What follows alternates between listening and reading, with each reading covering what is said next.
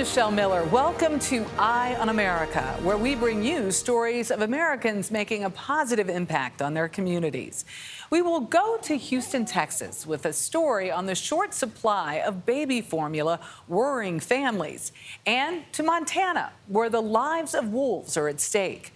But we begin with the ongoing epidemic of U.S. drug overdose deaths, which reached an all-time high last year.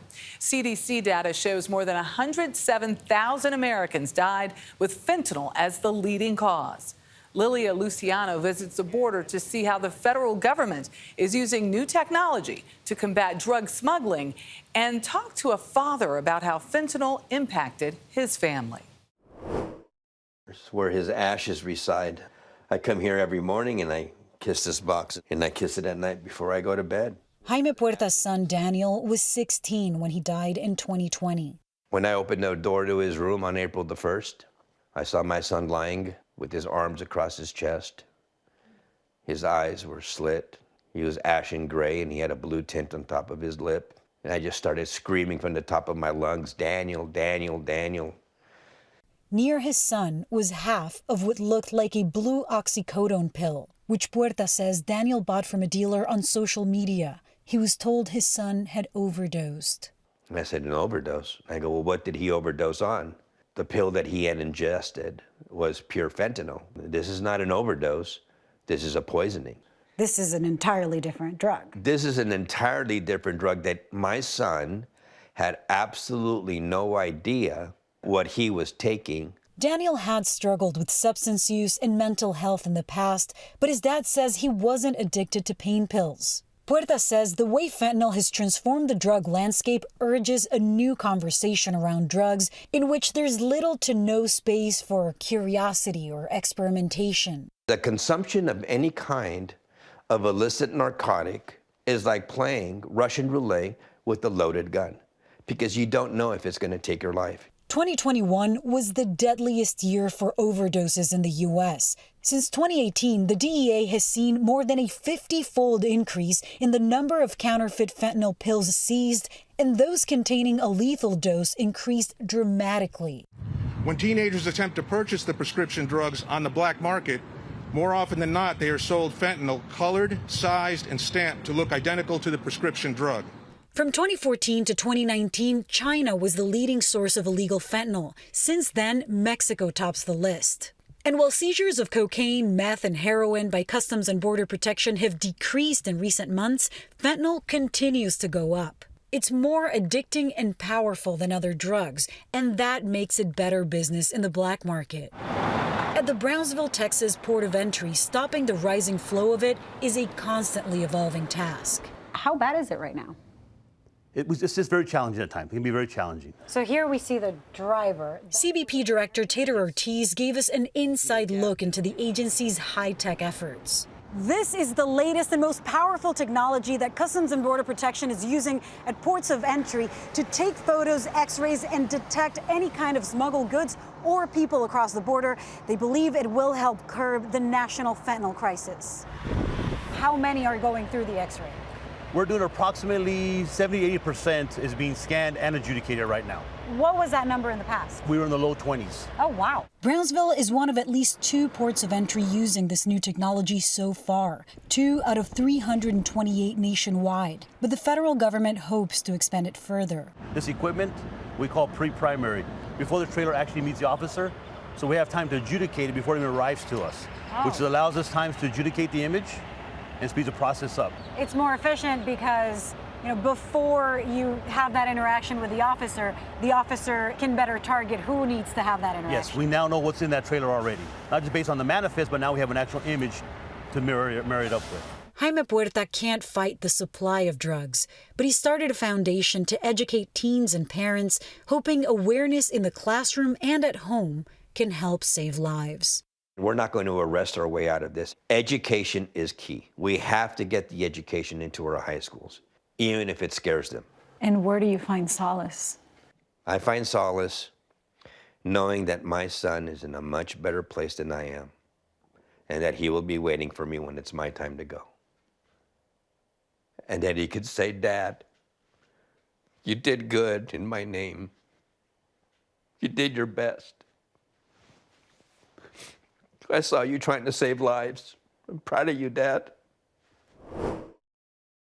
Now we turn to a story of hope in light of the drug epidemic. A Virginia treatment center is using the power of music to help those struggling with addiction.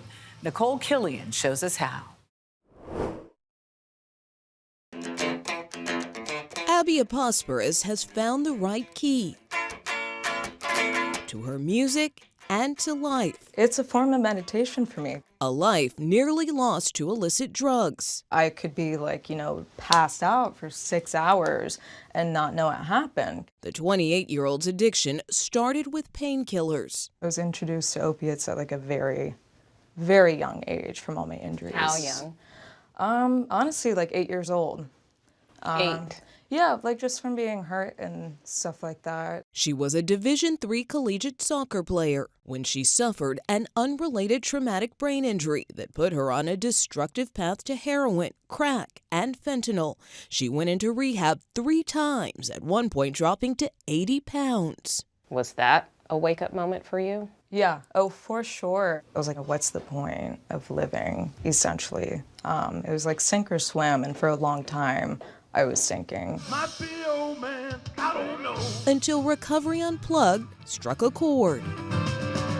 The Virginia Treatment Center uses music therapy to get people sober through song. We're using music as a way to get to people that it hits them in their heart. David Engwall is the director. He says 80% of people who come through his doors complete the program, which features weekly concerts.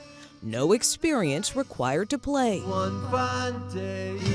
You can watch the stress and all that just sort of leave their body in that moment. And they have this sort of cathartic experience. For Aposperis, who's been clean for over a year, the takeaway is much more. This place taught you how to live. Yeah, and other treatment centers that I went to, they didn't necessarily do that. She plans to return to the facility as a part-time counselor. I know what it feels like to be just so broken, and people are more inclined to listen to somebody who's gone through the same thing. To be instrumental in their recovery.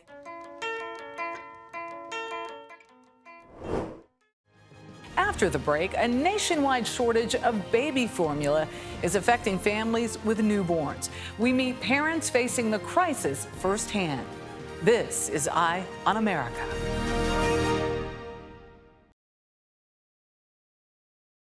Empty store shelves and months-long waits for essential baby products are worrying some families across the country. The out-of-stock average for baby formula nationwide jumped to 43% this month. Janet Shamlian visited one family in Texas taking extreme measures to find supplies for their little one. Come here, baby. For Taylor and Kenny Miller, every drop of formula counts. The Katy, Texas couple is rationing it for their 4-month-old daughter, Magnolia. How many stores have you had to go to find the formula you need? I lost count. You lost count? Yes. That many? Yes, that many. We'll literally waste a whole tank of gas in a day trying to find formula and maybe only find 1 can. The couple has just over 4 cans left, a 2-week supply. How much of a stressor is this for you?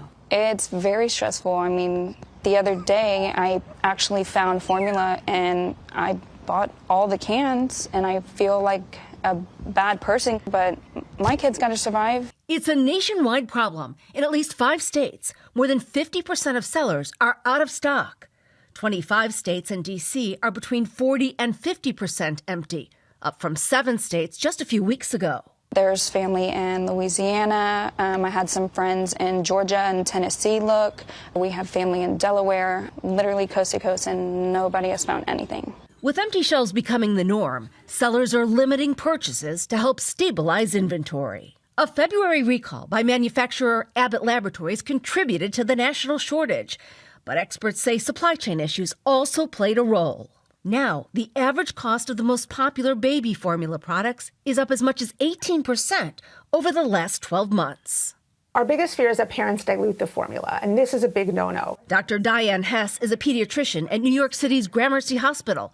She and the FDA are warning parents against making formula themselves. That's how babies end up having seizures or dying or becoming malnourished, because most of those recipes are outdated and they could be dangerous and they're not scientifically based. A crisis parents hope ends quickly. As we just saw, a mother's love is a powerful thing. Now we share another mother's journey of raising a child with extra medical needs. CBS Evening News anchor Nora O'Donnell introduces us to the mom fighting for her daughter and helping military families along the way. She is probably the center of our entire family. And I think that she's the person who gave us a purpose in life. There you go, you can have that one. Yep. Austin Carrick's purpose is to make sure her daughter, Melanie, lives a full and normal life. Yeah, that's one. Austin's husband, Joshua, is in the Army, forcing the family of 5 to move 7 times. Carrick says that's impacted access to care for 9-year-old Melanie. She's deaf and has Down syndrome. I know that my husband has said that he would give his life for our country, but we never thought they'd ask for our daughters. An undiagnosed blood vessel disorder led Melanie to suffer a devastating stroke 2 years ago. Did you feel like doctors were doing enough for your child? They really dismissed us and acted like nothing was wrong. My daughter almost died. And that's hard, right? Like, I didn't trust myself. And because of it, I almost lost her. Do you think being part of a military family altered Melanie's course of care? Absolutely. To help her daughter and others like her, Carrick created a national nonprofit to make it easier for military families to navigate the complicated system. We know what this road is that you're working through, and we're meeting with legislators to change the laws. Melanie's turn. She hopes this program will be Melanie's legacy. Until then, she celebrates every day they have together. What will you be thinking about on Mother's Day? Last year, she was discharged right before Mother's Day from the hospital. We made it a year, and I feel like I got her back. So it's a celebration. Especially blessed. Yes, it's a celebration that she's thriving and not just surviving, and that our family's still whole. From protecting children to protecting the water we drink, Mark Strassman takes a look at new technology promising to eliminate what are known as toxic forever chemicals. It's incredible the amount of PFAS. Sandy Winstelt discovered too late. Her Michigan home sat across from a former waste dump. My well tested at, 30,000 parts per trillion. And the EPA health advisory is 70. Her husband Joel died of cancer 6 years ago. She has had thyroid cancer. For more than 20 years, they drank well water contaminated with possible carcinogens called PFAS. You can't see it, you can't taste it, you can't smell it. You will not know it's there unless you test for it. PFAS, man-made, practically indestructible chemicals, resist oil and water. They've been found in some firefighting foams, facial makeup, and non-stick cookware. And this is an issue in all 50 states? All 50 states, that's correct. Amy Dindell's with Battelle, a scientific nonprofit with promising technology to eliminate the PFAS threat. It's pumping the dirty water into our system. This dirty water is contaminated. And this is where our reaction system is happening here. This is where the PFAS go away. Destroyed. That's correct. Intense heat and pressure break down the chemical bonds. It takes seconds. I absolutely think it's an answer that nobody's had before. Brian Riccato's CEO of a waste management company partnering with Battelle. We're hoping to have a scalable version of the plant within 6 to 8 months. So end of the year? Yeah. This new technology could put these forever chemicals in the past. Coming up, we shift gears. How old clunker cars can help save lives. This is Eye on America.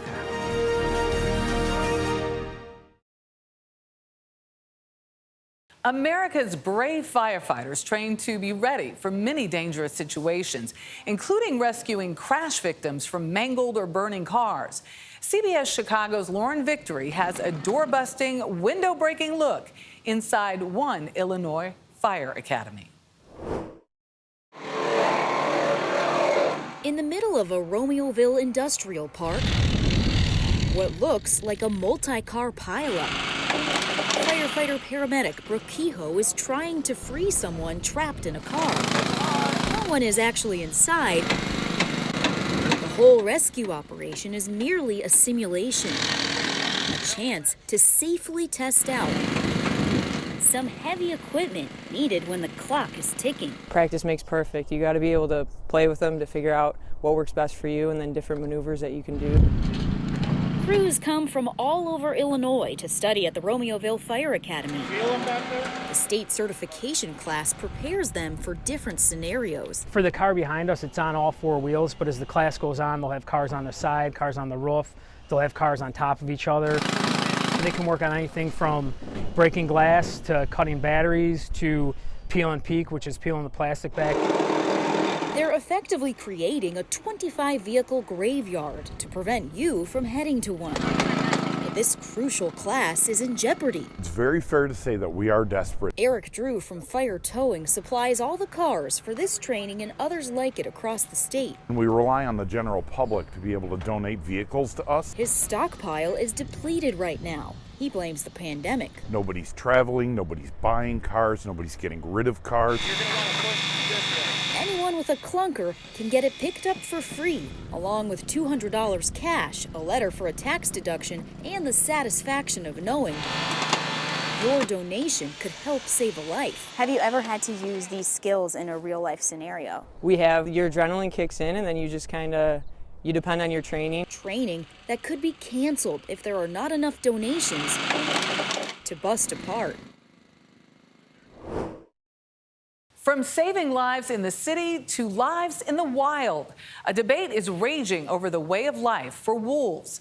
A new rule instituted for last year's hunting season at Yellowstone National Park resulted in 19 wolf kills. I got a chance to talk with members of that Montana community who all have a different stake in the future of these wild animals. In the foothills of the northern Rockies, as we're looking off to the south, that's Yellowstone Park. We hunt. Father and son run a 6th-generation cattle ranch. We've always had cattle. My dad had cattle here way before my time. A tough business as profits shrink and real estate soars. Everything's always fighting against you, whether that's sickness in the cattle, predators, noxious weeds. So they run a side hustle, guiding elk and deer hunts, these days with fewer trophy bull elk to track. Could you sustain your cattle ranch if you didn't have the hunting business as well? No, we couldn't. And a lot of ranchers are finding that recreation is becoming another avenue to sustain the family farm. Both businesses compete with wolves they say prey on their game and livestock. So I came up one morning and there was a wolf that just killed a calf. And so I opened the window and shot the wolf right from the tractor.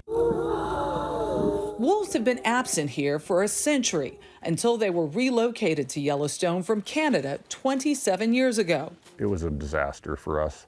At least one pack left the park and moved in nearby. They were killing between $5,000 and $10,000 worth of calves a year. And so, you know, with the extra stress, our cows weren't getting bred again for the next calf crop. But for the Park Service, their return has rebalanced an ecosystem that had been thrown off by an overabundance of elk. And you can see out here, this is prime elk range. Last summer, we spoke to biologist Doug Smith, who led that effort. And before the predators were returned to Yellowstone, all of this was heavily grazed. Those trees out there, some of them were eaten down by the elk because we didn't have wolves, cougars, and bears at the numbers they should be. So this changed how this whole plateau functioned. Before the settlers arrived, as many as 500,000 roamed the West. By the middle of the 20th century, they were wiped out. Now, thanks to the Endangered Species Act, the wolves are making a comeback. And now west of the Mississippi River, we probably have 3,000 across 7 states. And that's not that many. And where they exist makes those places unique. It's saving the ecosystem, but it's also an economic driver. The 100 wolves that have settled inside the national park became a tourist draw no one had expected, bringing in at least $35 million to the local economy every year. You live in Finland. Yeah. And you came all the way to Montana. Absolutely. It's unique. It's the only place in the planet we can see the wolves like that in the nature, interacting with the buffaloes, with the wildlife. Capitalizing on the wolf sensation, Nathan Varley started Wolf Trackers almost 20 years ago. I mean, you've invested in vans, scopes, you have people you employ. Absolutely. This has become our livelihood. We get to meet very interesting people from all over the country, all over the world. I mean, we love what we do, but we need the wolves to do that. Jeopardizing that, Montana's decision to scrap the buffer zone on land outside Yellowstone's northern border. Now, as many as 10 can be shot by a single hunter. The harvest of wolves was disproportionately focused on those wolves that live in and around Yellowstone National Park. 19 of Yellowstone's 114 wolves were killed by the park boundary in Montana last season. Pat Byworth with Montana's Fish and Wildlife Commission says the new hunting policy has been divisive. Literally, the community is severing over wolves. That's not a good policy for any agency to create division and tear apart a community. Are you concerned this could wipe out everything you've worked for? Oh yeah, oh, for sure. I mean, Yellowstone's the most famous wolf population in the world. Our study is one of the most recognized scientific studies on wolves. This is a handful of wolves that could change pack dynamics and really affect visitor enjoyment. The social situation is complex, with so many competing economic interests. We're the endangered species, and when we're gone, these beautiful ranches, as you're about to see, are going to be subdivided, and there ain't going to be habitat for wolves or elk or any of the wildlife, and that's why we have to have a balance. The stakes are high for everyone as another hunting season approaches. Listen to the people who rely on those wolves either for business or for recreation, or stock growers who protect their livestock from predators like wolves. So we have to balance all these different interests and still maintain wolves on the land.